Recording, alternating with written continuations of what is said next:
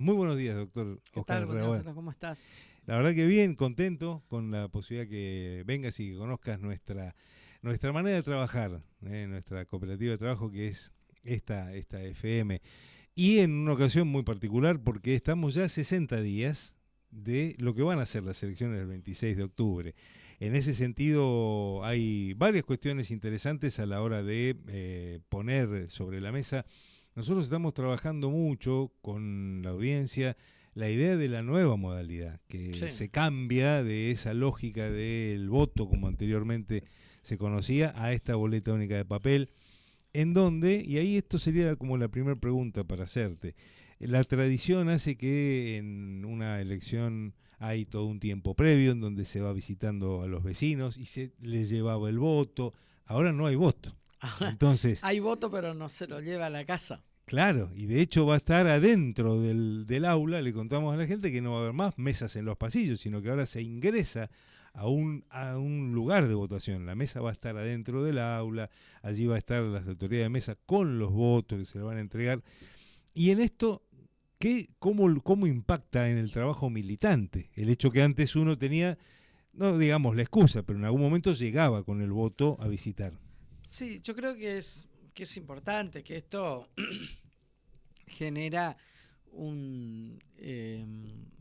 vamos a decir, un compromiso de militante en la docencia del voto.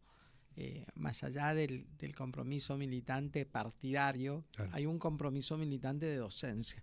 Yo creo que es muy importante considerar estas cosas porque la boleta única es, como lo decías, prácticamente ya no va a estar el cuarto oscuro donde entra esa persona sola, como lo decían antes, sino que es un lugar habilitado en la escuela, como siempre, donde va a estar el presidente de mesa, los fiscales, donde el único que firma al reverso del voto es el presidente de mesa. El procedimiento es el mismo de cuando uno va a votar, digamos, presenta su documento y ahí le entregan en un talonario están los votos que se corta, se saca el voto del talonario, firma el presidente de mesa y se lo da a la persona que tiene que votar. Esa persona se va detrás en una mesa, detrás de un biombo de cartón Sí. chiquitito, que es donde pone y va a tener la virome. Y con esa virome tiene que marcar en la línea donde está la opción que eligió para votar de los candidatos y del espacio político que tomó la decisión.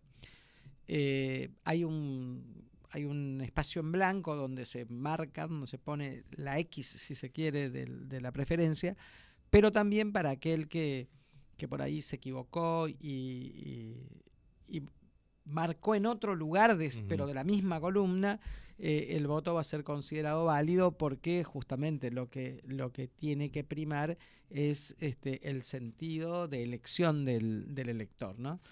Entonces es una manera muy sencilla, después se lo dobla al voto y se lo coloca en la urna como siempre. Esto hace que la gente no tenga el voto en la casa previamente, Claro. que el sistema de identificación va a estar dado por la cara de los candidatos que aparecen en el voto y por los nombres para aquel que quiera leer y por el espacio político al cual pertenece cada candidato. Así que entendemos que va a ser una forma también rápida, es una forma también rápida después para el recuento, la gente no va a tener tantas boletas y va a tener que circular tanto por adentro de ese lugar, sino que es muy, muy, muy sencillo y puede agilizar mucho el sistema y sobre todo aquella gente que muchas veces no quiere ir a votar porque tiene que hacer cola o porque demora mucho o porque, bueno, toma la decisión de decir, bueno, no, ¿cuánta gente hay en mi escuela? Y hay como 30 y no voy a ir. Bueno, creo que esto también para aquellos que tenían esa excusa les facilita las cosas, ¿no? Me da tres temas para desglosar desde acá. El primero de ellos. En general, quienes han promovido este tipo de elección a nivel nacional han sido siempre las oposiciones, porque dicen que esto va en contra de los oficialismos. Digamos, el oficialismo tiene más territorialidad, tiene más, hablando de lo que sea, municipio, gobierno, provincial, nacional, Y sin embargo, podría uno pensar, bueno, pero entonces el Frente Renovador esto no le conviene, pero los diputados renovadores nacionales votaron a favor de este cambio. Sí, sí, no es una cuestión de conveniencia, es una cuestión también de seguridad, de practicidad, de que estamos yendo a un mundo donde todo debe ser un día un poquito más sencillo. Y yo creo que ahí es donde uno se para, ¿no? Cuando ves que las cosas se van simplificando, vos no podés ir complejizando, ¿no? Y la boleta única es una simplificación justamente. En una elección nacional es importante tenerla en cuenta, porque a veces en las elecciones nacionales también, en la territorialidad, como decís, hay muchas fuerzas que no llegan. Pero, por ejemplo, en la última elección nacional, sin territorialidad, la gente tomó el voto y lo votó. En ese sentido, hago esta salvedad en función de, al estar ya en plena campaña, empiezan a aparecer un montón de frases hechas, un montón de críticas ya armadas. Entonces, es bueno que se conozca la posición que tiene cada una de las fuerzas políticas, de las 11 que van a estar en esa boleta, y qué decisión toman en cada momento. Porque la oferta electoral, digamos, la primera reflexión era esa, digamos, acá no fue una cuestión de especular o no, el Frente Renovador apoyó algo que sea facilitar la vida de la gente, concreto con lo del voto.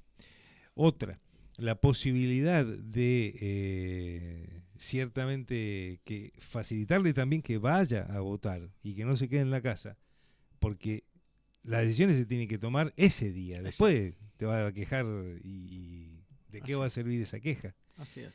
Y en ese sentido, en esa oferta de esas 11 distintas variantes, uno encuentra varias perlitas. Y dentro de esa perlita hay alguna en donde hay gurizada que no vivió en los 90, por ejemplo, y que no sabe que el Banco Macro antes no era Macro, que Misiones tenía un banco propio, que era el Banco Misiones. ¿Y cómo se hace para contar cómo ha sido, en todo caso, la historia de cada uno de los que ahí se están presentando?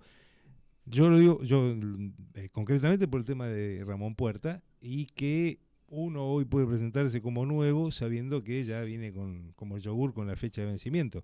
Pero también hay otras cuestiones como lo que son los candidatos testimoniales y demás. Ustedes fueron, Frente al Renovador, la primera fuerza que presentó los 3 candidatos, que no son los mismos que fueron como candidato a diputado provincial, porque pareciera que no hay muchos candidatos, entonces se manotean los mismos candidatos.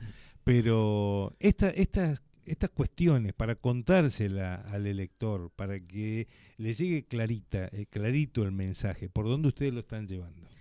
Bueno, yo primero creo que fue muy importante, un poquito las cosas que hablaba con el espacio político y con la conducción de nuestro espacio político, era de poder tener tiempo para poder salir no solo a hacer campaña verdaderamente, sino a caminar la provincia, a sentarme con todos los sectores que involucran un tiempo de discusión en el Congreso Nacional. Uh-huh. Sectores en los cuales entiendo yo que hace mucho un diputado nacional o un candidato a diputado nacional no se sienta a debatir, a preguntar, a generar un compromiso. Entonces, muchas veces los diputados se eligen en una lista sábana, que vos votás a un presidente y después atrás vienen enganchados. En otras está más que nada la potencia partidaria, o sea, la estructura que lleva un candidato. Entonces es difícil que los candidatos puedan salir a discutir sus propuestas. Bueno, yo eso lo he pedido con anticipación, la definición, y en esa definición dice, bueno, cuando se define que soy candidato, digo, bueno, entonces me he sentado con el sector productivo, me he sentado con el sector yerbatero, me he sentado acá no verá con los tareferos, me he sentado con el sector productivo minifundista en lo que hace a la economía familiar. Hoy tuve una reunión con todos ellos, con diferentes redes de productores. Me he sentado con el sector maderero, con el sector foresto industrial, me he sentado con el sector de la salud, me he sentado con el sector de las pymes de la provincia. Son todos sectores tremendamente afectados por las decisiones políticas de este gobierno, que no atiende a las economías regionales y viene con un proceso destructivo de lo que sea todo lo que está por fuera de la capital federal. Y esto no lo digo desde una cuestión adversaria, lo digo desde una cuestión real, ¿no? Hoy es palpable. Y muchos todavía te siguen pidiendo el esfuerzo. Yo creo que el pueblo argentino hizo un denodado esfuerzo para el equilibrio fiscal, hizo un denodado esfuerzo para el déficit cero, hizo muchísimo esfuerzo. Ahora, cuando el esfuerzo ya se comienza a transformar en sufrimiento, ya hay que parar la mano, hay que barajar y dar de nuevo. Cuando se afectan derechos, pero que son derechos elementales para el sostenimiento de una vida comunitaria, como la salud pública, como la discapacidad, como el sector productivo mismo.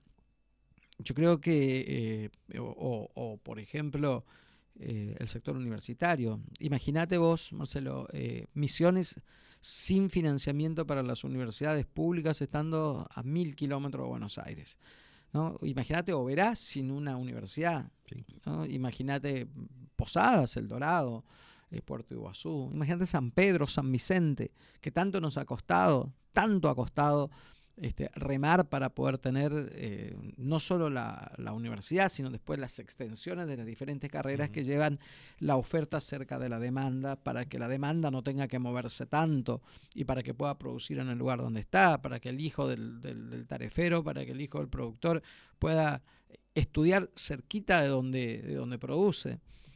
Claramente el gobierno no lo entiende de esta manera, deben cerrar números, y el hecho solo de cerrar los números a costa del sufrimiento de la gente no es un buen augurio para todos. Entonces, uno ve y uno discute cosas.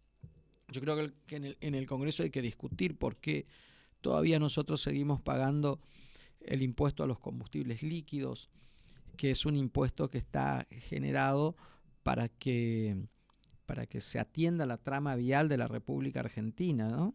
Entonces, hace prácticamente 2 años el presidente decidió no hacer más obra vial, ni obra pública, pero obra vial. Entonces yo le tengo que preguntar por qué me sigue cobrando, porque yo sigo pagando casi un 13%. También tengo que preguntarle por qué me sigue cobrando el impuesto al dióxido de carbono, que es un impuesto que está dado para el sostenimiento de la Agenda 2030 a partir de la conversión de los vehículos de explosión a vehículos eléctricos, lo cual este gobierno ha renunciado a la Agenda 2030. Entonces, ¿por qué yo pago un 7% más? O sea, estoy pagando un 20% de impuestos que no me devuelven, pero ya hay una política definida y decidida a que eso no va a ser así. Entonces, evidentemente, me están estafando, ¿no? Y muchas veces uno observa con mucho pavor a aquellos que defienden ese modelo, decir, pero los impuestos de la provincia cobra un impuesto mínimo, que es para sostener la salud, que la nación se ha desentendido, sí, que es para sostener la educación, que la nación se ha desentendido, que es para sostener la obra pública necesaria para el crecimiento y desarrollo de la urbanización de las ciudades, como Verá, por ejemplo, que la nación se ha desentendido, para sostener la seguridad, que la nación se ha desentendido, para sostener la salud, la educación, el sector productivo, que la nación se ha desentendido. Bueno, todo ese sostenimiento lo hace la provincia con los impuestos que cobra, que son impuestos mínimos a lo que hoy te cobra la nación y no te los devuelve. Entonces yo creo que ha llegado el momento que en el Congreso Nacional se dé una discusión de las necesidades de respuestas a los problemas de Misiones, no de un espacio político. Porque si vos vas a discutir lo que necesita tu espacio político, vas a ser el escribano del fulano, del mengano. Y yo no me veo como el escribano de nadie, porque he tenido ya la oportunidad de ser gobernador, de ser vicegobernador, de tomar decisiones. En momentos difíciles me ha tocado gobernar en tiempo de pandemia, sí, donde había que decidir entre la vida y la muerte muchas veces. Entonces, creo yo que este es un tiempo de mucha responsabilidad en el Congreso Nacional. Yo no soy una persona anti nada, yo no soy anti fulano ni anti mengano, pero sí soy una persona que en la oportunidad que he tenido de llevar adelante las políticas públicas siempre he buscado que la respuesta no sea solo para un espacio político, sino que sea para todos, ¿no? Siempre nos ha pasado de dar el micrófono a todos los espacios y que cada uno pudiera expresarse. Y nos sucedía que con determinados espacios hablaban de lo provincial y no de lo nacional. Y en este caso, muchas veces la renovación que tiene letra para hablar de lo provincial. En cuanto a lo nacional, demostró una actitud de acompañamiento en el sentido de, con Néstor Kirchner en su momento, con Cristina Fernández de Kirchner, con Mauricio Macri, con Alberto Fernández, con Javier Milei también, no le entorpecieron la gestión, porque trabajaron con todos. Yo entiendo que cuando el pueblo elige, uno tiene que darle las herramientas a quien fue electo para poder llevar adelante su programa de gobierno. Eso es lógico. Si a vos el 60 y pico % de los misioneros dijeron nosotros queremos que nos gobierne la nación fulano de tal, hay que darle las herramientas. Ahora, esas herramientas tienen su validez hasta un determinado tiempo donde tenés que hacer el balance si con las herramientas con las que está gobernando te ha mejorado la calidad de vida o no, si con las herramientas que te ha dado te ha producido alguna cuestión que hace a que el sector productivo, pyme, se hayan favorecidos. Y en este caso es claramente que no, porque claramente Misiones no ha tenido ningún beneficio, más allá de lo que muchos te podrán decir, bueno, pero bajó la inflación por una terrible recesión. Bajó la inflación a costilla de la salud, de la educación, de los niños, o sea, de los jóvenes, del Garrahan, de los discapacitados. Bueno, así es por ahí bajar un proceso inflacionario con una recesión tremenda que hace que vos no tengas los recursos para ir a comprar algo que por más que salga, que no haya aumentado tanto de precio, no lo tenés para hacer. O sea, esa recesión muy profunda que vive hoy la Argentina la siente todo el mundo. Entonces, hay defensores de eso, pero claro que hay defensores de eso porque son algunos sectores que sí pueden estar bien, los sectores de la timba financiera, y no te la van a discutir nunca. Y son los que tienen tiempo para estar en el Twitter, para estar en las redes sociales, el trabajador de todos los días, el que está plantando la mandioca, el que está plantando la yerba, el que está cosechando la yerba, no tiene tiempo de tuitear a ver cómo estuvo el Merval hoy, o si la bolsa de Hong Kong, o si la bolsa, creo yo que ese es un mundo hoy que es un mundo muy favorecido por la timba financiera y es un mundo influyente en las redes sociales y en los canales de televisión de la gran ciudad, ¿no? Pero no es la realidad que vivimos nosotros hoy en la provincia, cuando tenés un sector productivo muy complicado, y muy complicado justamente por este sistema de desregulación, un sistema de libre mercado que no te permite competir en un libre mercado, te permite competir contra dos países, que es Paraguay y Brasil, y no contra el libre mercado de la Argentina. Volviendo a lo que fue la primera pregunta, y hablabas del tema de la docencia a la hora de este nuevo sistema de votación, a mí me parece, tengo una opinión, que hay que hacer docencia de lo que se vino haciendo en la provincia. ¿Por qué? Este año se cumplen 10 años del boleto estudiantil gratuito misionero. Y a Misiones los números le cerraron. Misiones no tuvo que pedir, como Corrientes la semana pasada, 45.000 millones de pesos al Banco Corrientes para pagar sueldos. Entonces, lamentablemente, vos referías que es cierto, el misionero de a pie está en el día a día. Así es. Y le termina entrando eso del TikTok o de la red, y nos está faltando tener este tipo de, no digo recordatorio, porque no es que uno dice, quiero volver a vivir. No, el boleto estudiantil se sigue usando todos los días. El boleto estudiantil, ciclo. El boleto oncológico. Todo, no, y muchas cosas, sí. Yo voy a esto.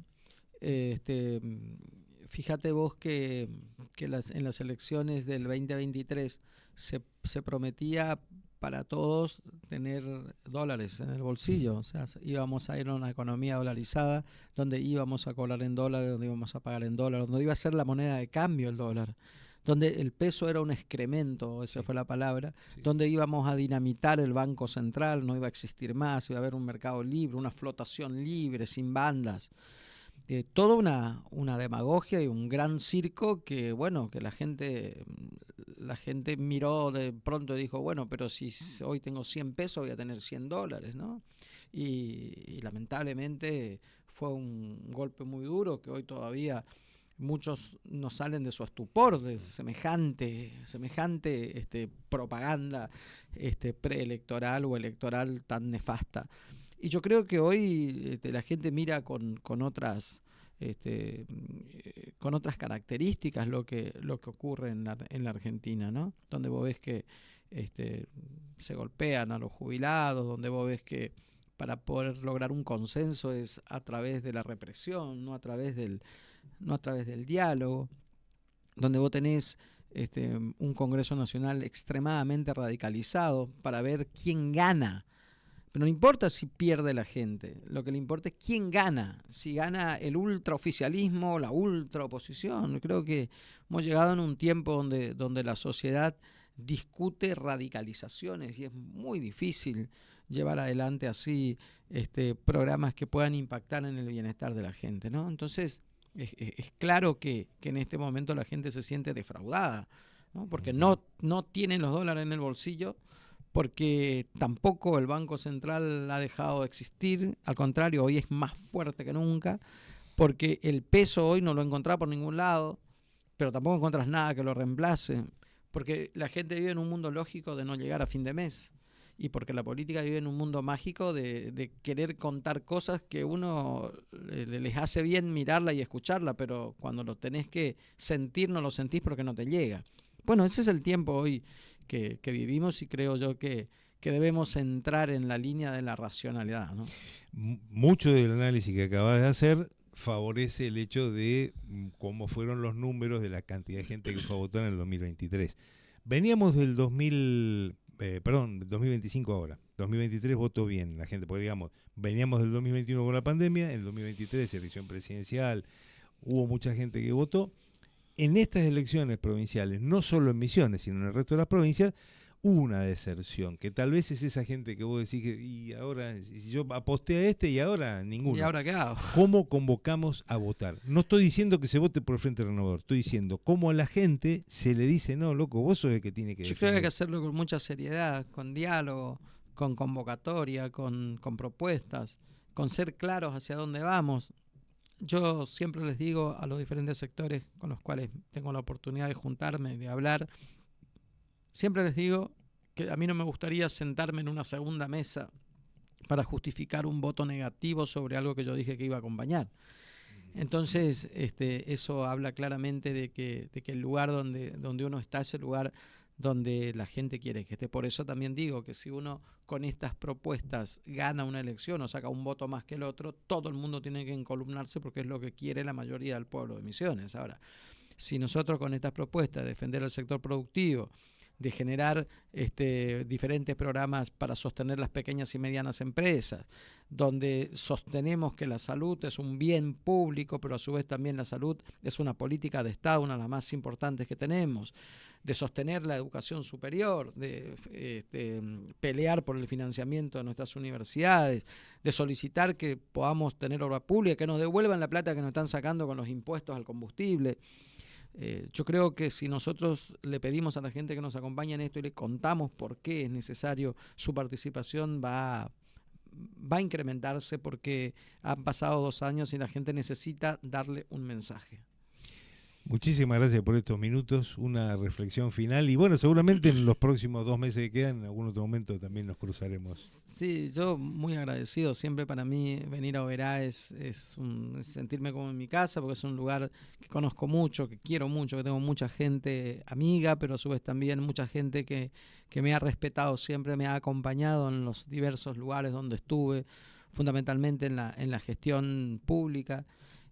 Vengo siempre con muchas expectativas porque sé que también es un pueblo que escucha y que va en este tiempo también va a mostrar su contento o si está contento o está descontento con las acciones que se vienen tomando a nivel nacional y va a elegir quién quiere que lo represente, ¿no? Si quiere que lo represente alguien que desconoce de todo esto o que te dice, seguí aguantando, porque la próxima se viene mejor y vos ves que cada día estás peor. O si vas a elegir a alguien que te dice, mira, no sé hasta dónde te puedo ayudar, pero lo que sí tengo que lograr es que no te saquen más de lo que te sacaron.